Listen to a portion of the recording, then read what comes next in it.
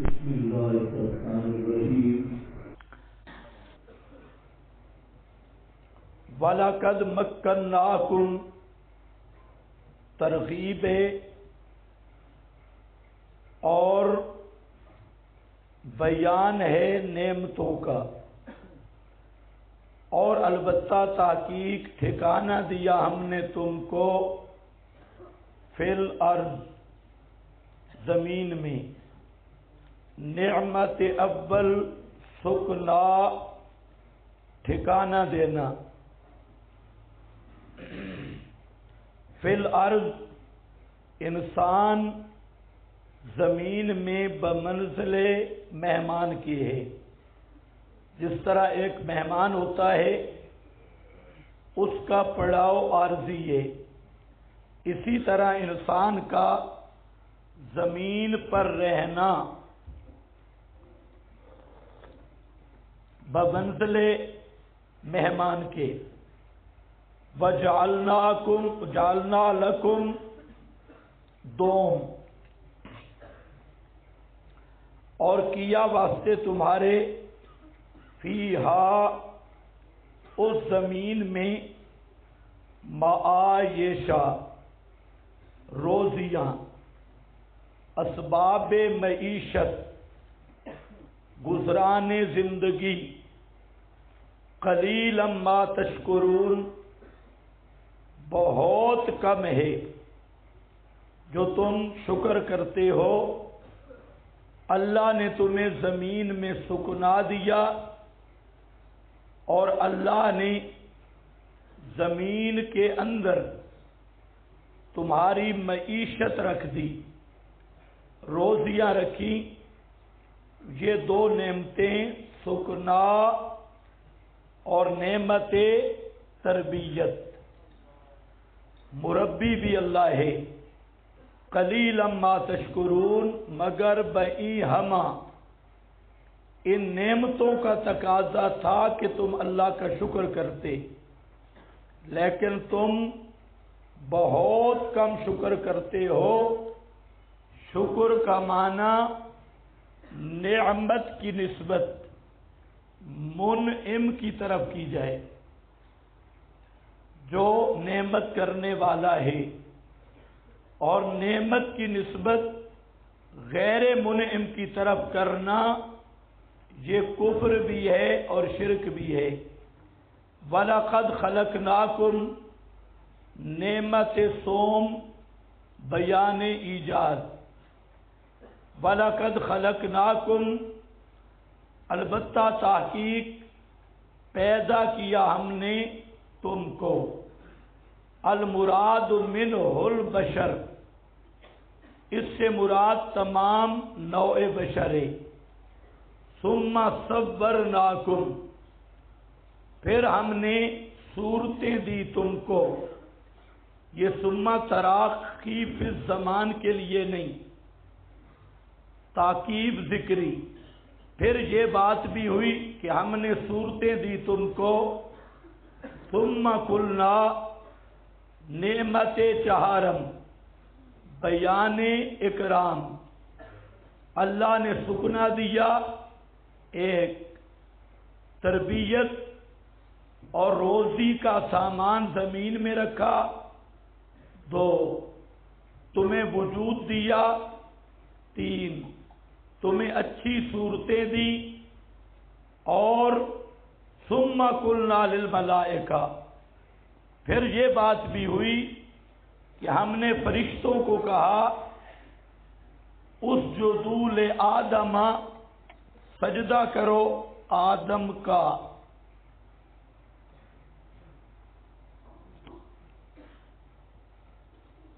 یعنی نعمت اکرام، عزت دی تم کو، اور تمہارے باپ کو سجدہ فرشتوں سے کرایا، فرشتوں کا مسجود بنایا۔ اسجدوا لآدم، اس کے اسجدوا لآدم میں متعدد توجیحات کی گئی۔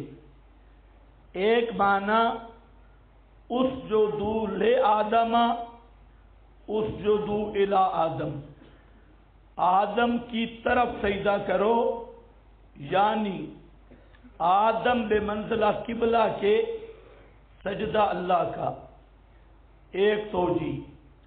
دوسرا کہ اسجدوا لآدم، یہاں سجدہ سے مراد انحنا اور جھکنا ہے۔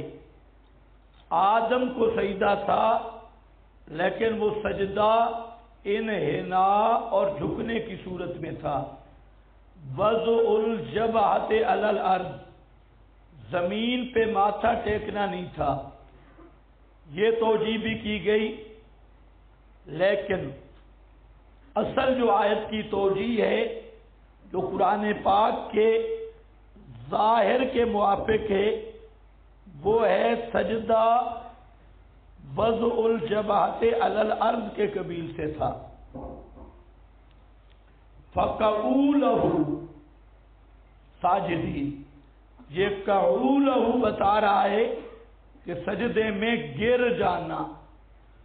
تو اس سے معلوم ہوتا ہے جو موافق ہے ظاہر قرآن کے توجیہ، وہ ہے یہ سجدہ تھا وضع الجبہۃ علی الارض، ماتھا زمین پہ رکھنا۔ تو اس لیے جہاں ایک بات سمجھ لیں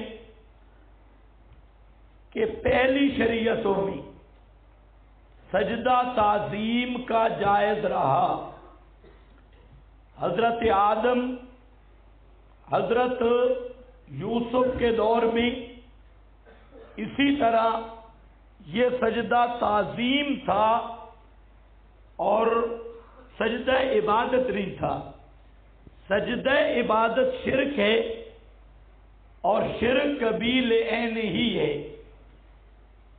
ہر دور میں شرک حرام رہا، شرک کسی دور میں بھی جائز نہیں ہوا۔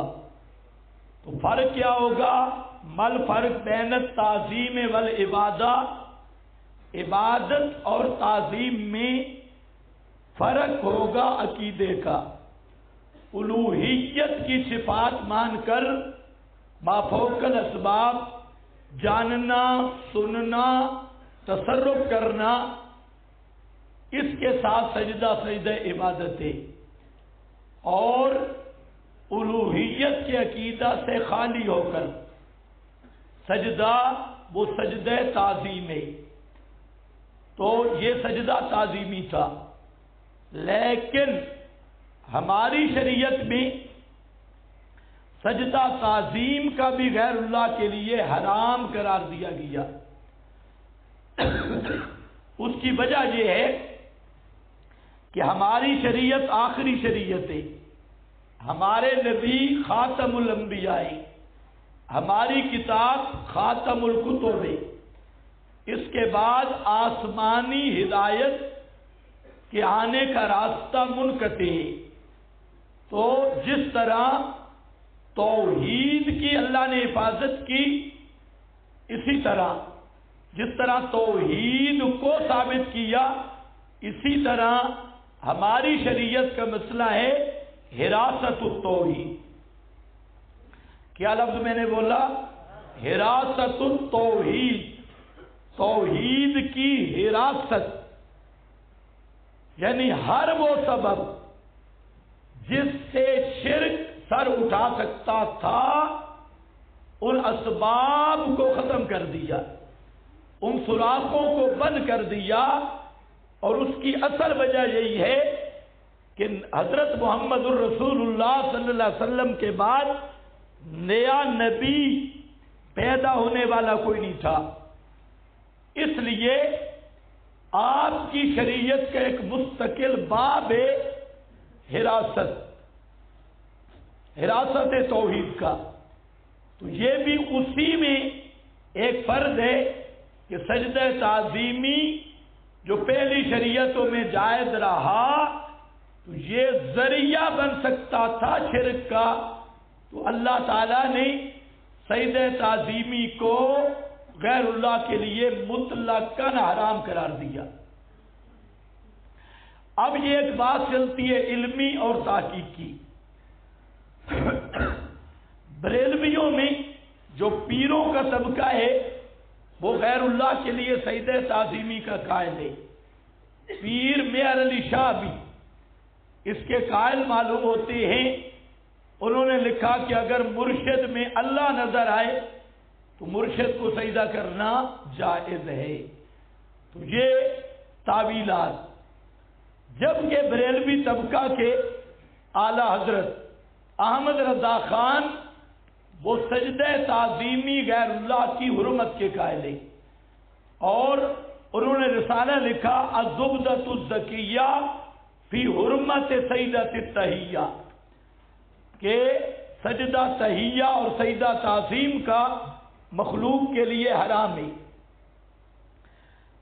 لیکن پیر بریلویوں کے قائل ہے. اب اس پر ایک علمی اشکال ہے کہ سجدہ تعظیمی کا جواز قرآن سے ثابت ہے، یہاں پر بھی سورہ یوسف میں بھی، جبکہ سجدہ تعظیمی کی حرمت وہ خبر واحد سے ثابت ہے. تو قرآن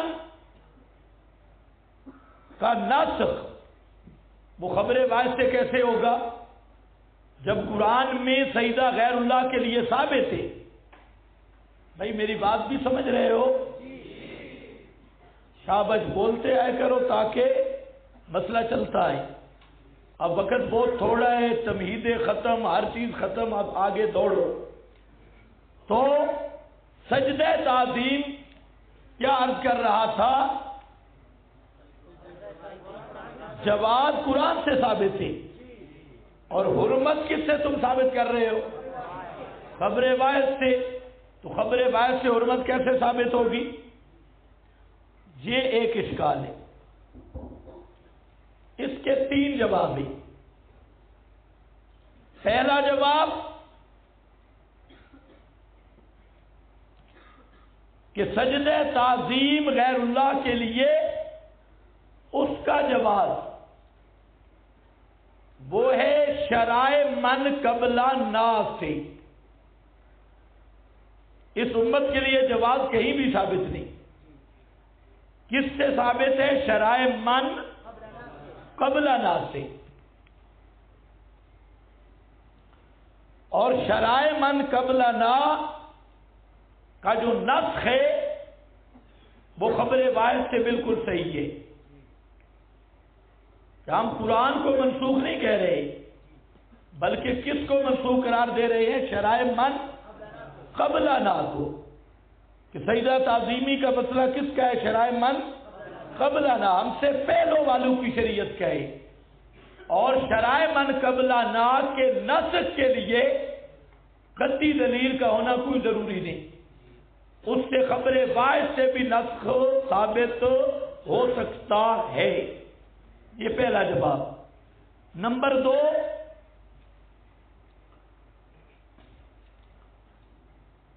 جو اس کو سالو کرنا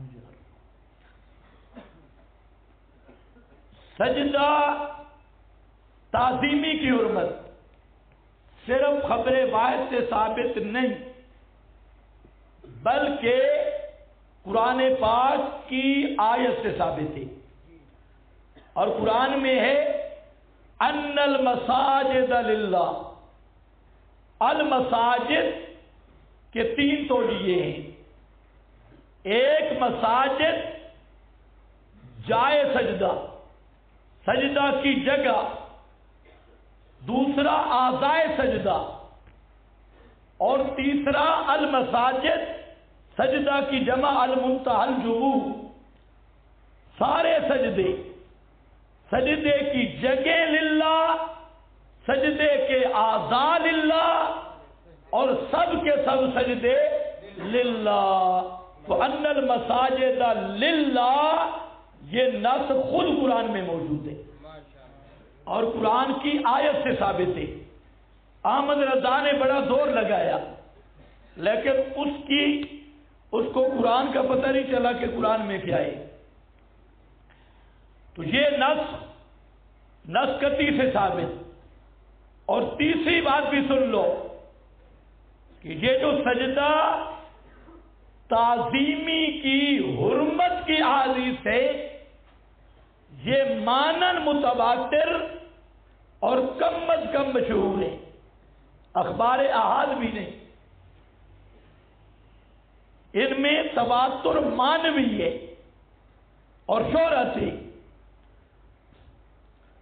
ایک۔ اور یہ بات میں نے بار بار بتائی کہ خبر باعث مؤید مل کر آئے وہ کل متواتر ہے، تو اس لحاظ سے بھی کوئی اشکال نہیں ہوگا۔ تو یہاں پر پریشان ہونے کی ضرورت نہیں۔ لوگ بعض کیلا کیلا لیتے ہیں جی انحنا تھا، سجدہ آدم کو تھا نہیں تھا، آدم و منزل قبلہ کے تھے، فلاں فلاں، ہمیں ان توجیہات میں جانے کی ضرورت نہیں۔ میں نے کہا قرآن کا لفظ فَقَعُوا لَهُ یہ صاف بتا رہا ہے کہ وہ سجدے میں گرنے کا حکم ہے، اس لیے انحنا وغیرہ کی طرف جانے کی ضرورت نہیں اور پریشان ہونے کی ضرورت بھی نہیں ہے۔ آؤ جی، فَسَجَدُوا إِلَّا إِبْلِيسَ پس سجدہ کیا انہوں نے مگر ابلیس۔ ابلیس کا معنی بتا چکا ہوں، شناختی کارڈ بھی بتا چکا ہوں، اللہ کی رحمت سے مایوس، دوسروں کو مایوس کرنے والا، اللہ کی رحمت سے خود مایوس، دوسروں کو رحمت الہی سے مایوس کرنے والا، آس توڑنے والا، لم یکن من الساجدین نہ ہوا سجدہ کرنے والوں سے، اکڑ گیا